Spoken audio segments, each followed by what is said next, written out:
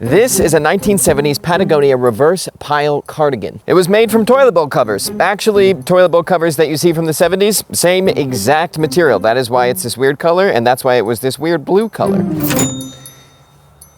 This is a Synchilla fleece, and these pockets originally were curved to kind of mimic the shape of this outer pocket inwards. So if you put sunglasses in here, it was supposed to put the sunglasses at an angle so they wouldn't fall into your armpit. Nowadays, I don't think they do that same pocket construction. Patagonia, Patagonia, Patagonia, Patagonia. I have lost my mind trying to make this video. This is the third time I'm filming it. The first one was 40 minutes long. The second one, there was a torrential downpour. The third one, this one, is gonna be really good. It's gonna be the best video that I've ever made in my entire life. Taylor said if I go out to film this video one more time, she's gonna break up with me, so I gotta get it right. I literally just woke up. I jumped out of bed and was like, babe, I gotta go film the Patagonia video again. I've read 2 books on the brand. I acquired over $4,000 in Patagonia equipment. I went undercover to test one of their environmentally friendly programs, and I tested all of the old Patagonia gear versus new Patagonia gear to see if it's actually any better, because that's what the internet says. New Patagonia is not as good.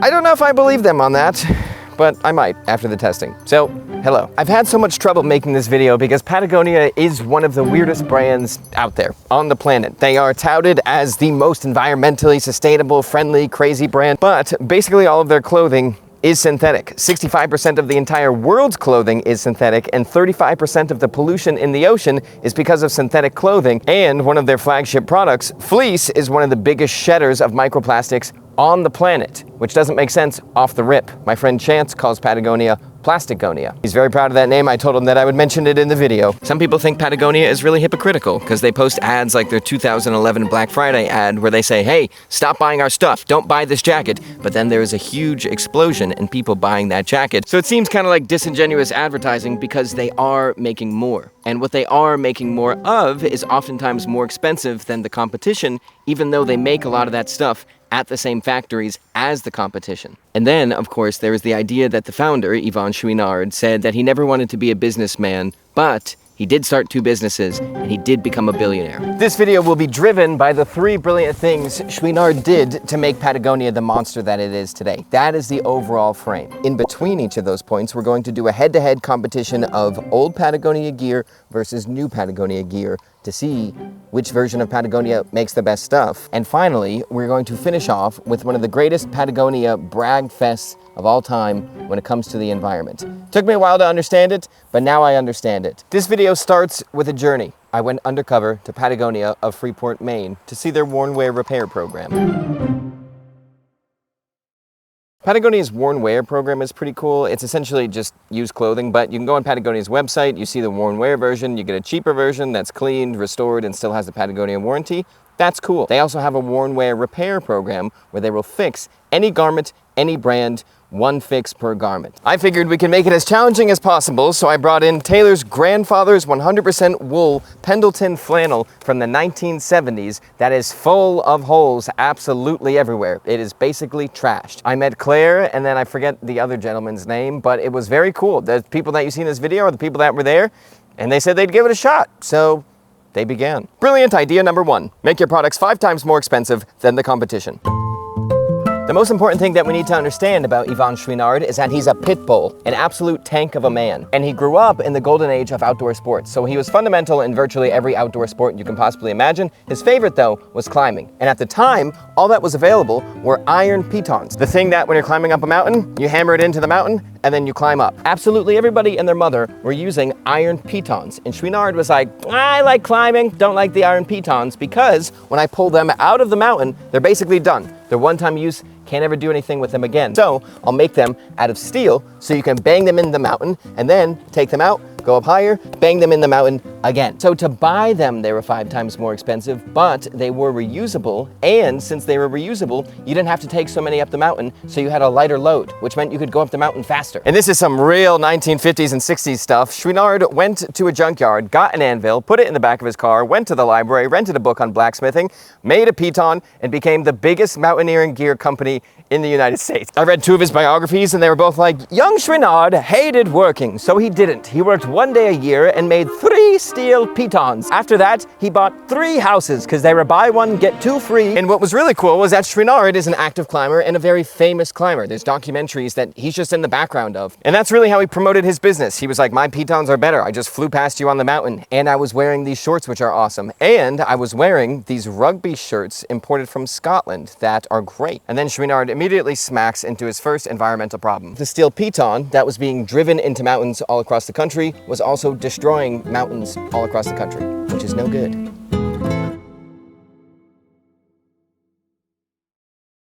Hey men, let's be real. There's nothing better than being in the bathroom butt naked, sopping wet, and just blowing yourself completely with warm air from your new hair dryer. That is why I am so happy Fantic sponsored this video. So you're looking at their H10 Apex blow dryer. It cuts drying time by 80% and is powered by a 110,000 RPM ultra-fast brushless motor. I could turn this thing on and blast a sailboat to Timbuktu. The H10 Apex is also incredibly quiet, 56 decibels, or just slightly quieter than a regular conversation. It's also lighter than your standard coffee cup. It can blast you with negative ions to balance all that static electricity and reduce frizz, and it has built-in intelligent temperature control to minimize heat damage. Obviously in the real world, Taylor and I have both been using the H10 Apex and it's great. Makes our old hair dryer seem like a screaming monster with very, very hot fiery breath. So thank you very much Fantic for sponsoring this video. Link is in the description. I'm sorry Patagonia, this is a really bad start to this comparison. It's not a fair comparison. This is their modern wool sweater, the 50th anniversary Rugby sweater. They make a few others, but this was one of the most expensive ones, so I grabbed it hoping it would hold a flame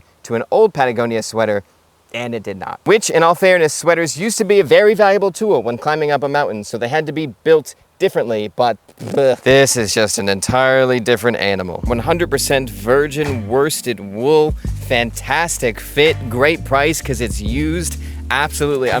We're doing a video on sweaters next week or at the end of the month. This is one of the best sweaters on the list by an absolute long shot. So point one, I have to give to Vintage Patagonia by a mile. This is just freaking incredible. Everything about it. Go on eBay real quick, get one as fast as you can. You won't regret it. Brilliant move number 2. Help. I've soaked my undies. Srinard comes back from a huge hike and he's like, hey, Patagonia team, huddle up. First thing I want to show you, look at this really cool rock I saw when I was on El Capitan. But he also was like, I love hanging out with my friends on a Tuesday climbing a mountain, but what sucks about that is my underwear is wet the entire time because it's made out of cotton. Bing, bang, boom, all of a sudden you have Patagonia Capilene, which is their base layers. Very cool, very fun. Not as fun as fleece, which is the next thing they dove into. You know how every material, every textile kind of has something that goes with it, some pattern that feels right? Like a denim robe wouldn't feel right, but denim jeans feel extra right. That was kind of happening with fleece. All these giant companies, all these new companies and their mother, everybody's trying to figure out what is that form for fleece. Everybody was looking for that, and Srinard found it.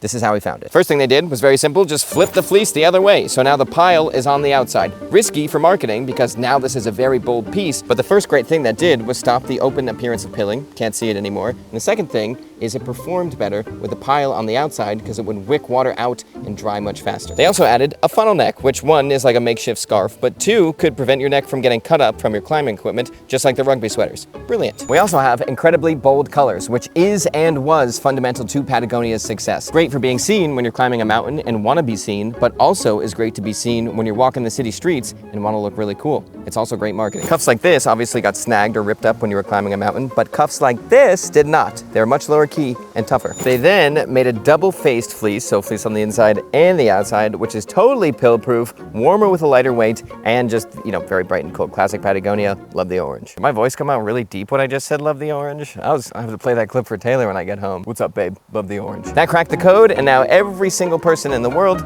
is copying this because it looks very cool. So Patagonia absolutely goes nuclear with their fleece, and at the same time, they're rapidly not afraid to throw anything out and start new. They're like, this is our best-selling product. It sucks now. There's something out better. Let's switch it out. And tell you the truth, there was a lot of other technologies that you may know the terms of now. Gore-Tex, fluorocarbons, DWR coatings, everything like that was coming out, and Srinard and Patagonia team were like, this stuff is great. It lasts forever. It never goes away. We can't even get it to go away if we tried.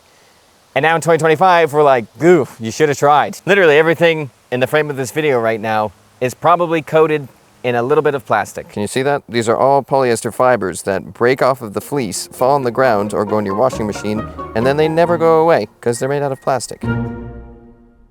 And don't worry, we're not gonna just totally gloss over that. I'm not just gonna be like, Oh well. But this is a comparison between the original made in USA 1988 Retro-X fleece versus the modern one, which I am wearing right now. And yeah, they are different. You can probably see the difference in pile immediately. The vintage made in USA one, it is a freaking tank. I can see why they're collectible. This is stiffer, heavier, denser, the pile is higher, blah, blah, blah. I did a test to see if the new ones were just as warm as the old ones, and the test said, yeah, they didn't lose any temperature at all, but in real life, when I'm wearing this today, I'm overheating in this, not overheating in this, more comfortable in this. This pocket has some type of laminate on the inside, I think, so it's more water resistant. But everything else besides the fabric, the pocket, and the fact that this has this little wind stopping placket, and this does not, is equal, if you could say that's equal. Which from the classic idea that like Patagonia is cheaping out, they're trying to save money any possible way they can, this and that, doesn't make a ton of sense to me. Hello, Editing Michael here. The reason I was saying it didn't make sense to me was because the way you make polyester fleece, you make it and then you shave it to the height that you want. So I don't really think Patagonia would save any money because they're not shaving off a ton of polyester, and polyester is insanely cheap. So I would really assume they made these modifications for comfort or ease of wear or something like that, rather than saving money. And another absolute smash hit from Patagonia, the Better sweater, of which I am wearing right now. People have said it breaks down easier, it pills easier, it doesn't last as long, it's thinner, it's not as robust. That also doesn't make any sense to me. And a lot of people say it's because Patagonia now recycles everything. That Patagonia Rugby sweater uses recycled wool, which is weaker than virgin wool because it's mechanically recycled, so it's all ground up, then respun. So the length of the fiber is shorter, not as strong. They infuse it with nylon, so it still has the strength. But that nylon is also recycled, and this polyester is also recycled. You can do both types of recycling with synthetic fibers. You can mechanically recycle it, but you can also chemically recycle it. And if you chemically recycle it, it's just as strong as virgin polyester or virgin nylon. Patagonia does both, it seems, but I don't know where they do what and when. So this could be either or, which would make sense for it to pill more if it was mechanically recycled, but not if it was mechanically recycled. I mean, chemically recycled. Love the orange. So in order to be 100% totally fair, I will say synthetic clothing technology is the fastest improving technology in the fabric world out there. So things can get softer and be the same strength. They can be lower pile but packed more densely. Things can improve, and also Patagonia has insane testing standards to make sure all of their stuff is up to a certain level of quality. That being said, I guess vintage Patagonia should get 1 point, but Patagonia is going to call me or something and be like, here's a 30,000 rub test of new versus old, and our new stuff is better. Brilliant idea number 3, put hot people in nice poses. This is the grand finale, and a very interesting thing at the time, and still today actually, if you look at this picture from a website, this picture from a website, and this picture from a website, which one jumps out to you the most and feels very authentic? When Chouinard was making a catalog for Patagonia, he had an idea and basically was like, guys, all of the people that wear our clothing are young, super in shape, good looking, doing incredibly dangerous things, and they'd love to be in a catalog. Why not just have them take a picture of themselves and we'll use that? And that marketing idea is insanely effective, and Patagonia hasn't stopped using it, and basically everybody else copied them. Nobody markets quite like Patagonia, and they spend virtually nothing on marketing. They just do clever things like that worn wear repair program. Obviously that's a good thing, but at the same time, I just heard people saying, oh my gosh, that is so cool. Look at that guy brought in an old flannel. They're fixing it. It's not even Patagonia. Marketing like crazy. Taylor called all of her family and it's like, Patagonia is fixing Gar's flannel. They run ads that say, don't buy our stuff. A lot more people buy their stuff. And nothing hits harder than a note from this mysterious mountain climbing man that started Patagonia, Chouinard. He wrote 3. This is the finale. I just gotta stick this landing, so let's go. The first note Chouinard wrote was for Chouinard equipment. It was called A Note. In that note, he said, hey guys, our steel pitons are destroying the mountains. We made these aluminum chocks that work like this. Just put something in the crevices of the mountain that will secure you so you don't damage it at all. He took a risk. It could have killed this business, but it didn't. The aluminum chalk exploded. The piton went the way of the dodo. Chouinard climbed El Capitan to prove how effective it was. Great marketing again. The second note he wrote was called Reality Check, and this one was about Patagonia. He was basically saying, hey guys, so we found out that our clothing is not that good, but at the same time, cotton is not that good, and wool is not that good, so the only answer is that you guys should probably buy less of it. But importantly, the book goes on to say, the company took no serious steps to limit growth at that time. The letters led to an increase in sales. Patagonia is very openly pleading for you to buy less, but they are making more and growing every year. And Chouinard's friends, some of them who also started giant outdoor businesses, said, Chouinard, do what I did. Sell the company, make like $1 billion or $300 million, buy a ton of land, do whatever your beliefs are, just do it if that's what you want. And he said, no, I will not do those. and he doubled down and grew Patagonia even more. Chouinard grew up in a very different time than I grew up in. His first car was a Ford Model A. That's like the second car ever made. When he was forming Patagonia, the highest achievement he could probably want was to be the same size as LL Bean. That was one of the biggest outdoor companies on the planet. But what's crazy is LL Bean at that time was 50 times smaller than Patagonia is today. Levi's was 4 times smaller than Patagonia is today. When brands went global, everything changed. All of a sudden, these huge beacons of quality from the 70s, 80s, and 90s and everything like that were like, whoa, we can make a lot more of our stuff for a lot cheaper and make way more money. All we need to do is cut quality to make things faster and cut some things that logistically we just can't keep up with. If we're making a business this big, how can we do lifetime warranties or customer service and stuff like that? So they cut it. What Chouinard did was actually not change anything. He grew up in the 70s when clothing was a lot more expensive than it is today, but people bought it like they were buying a refrigerator. They were like, well, I don't want my Patagonia fleece to not be good in 2 years. I want it to be good for like 50 years. So give me the best one. I'll pay more for that. And what made Patagonia so notable is that the entire business structure is the same as a 70s business structure. Crazy lifetime unbeatable warranties, insane repair program, great customer service, high quality control, and it's expensive. But that's part of the whole thing. And Chouinard's mentality is, look, Patagonia can only be made through revolutionary times. There's not gonna be another Apple until there's a new revolutionary technology, because Apple is now the king. So his thought is not to sell the company, but rather become a giant bully to the supply chain around the world and try and make a difference that way. And this is, if you're a big Patagonia fanboy, this is the brag fest you've been waiting for. Patagonia has had a hand in revolutionizing organic cotton, RWS wool, global labor rights, plastic recycling, wetsuit insulation technology, repair and use merchandise infrastructure, dye technology, hemp growing, certified B corporations, 1% for the planet, funding research for dangerous chemicals and microplastics. Basically, remember the Fjallraven video where Donna Bruns was like, part of my job is dragging global suppliers behind me, kicking and screaming to be more eco-friendly,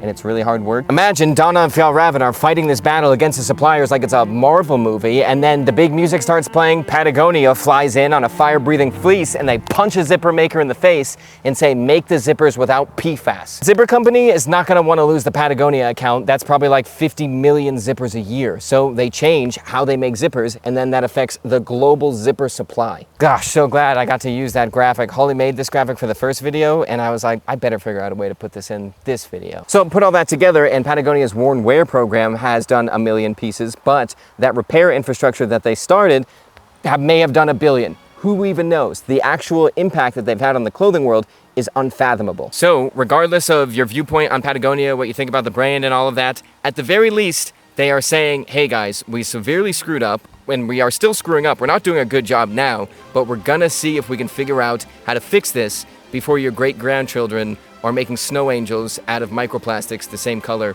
as our fleeces. And all of that put together into one thing is why people love Patagonia so much. So that's all I have. Are they that good? You can choose. I have to go home now.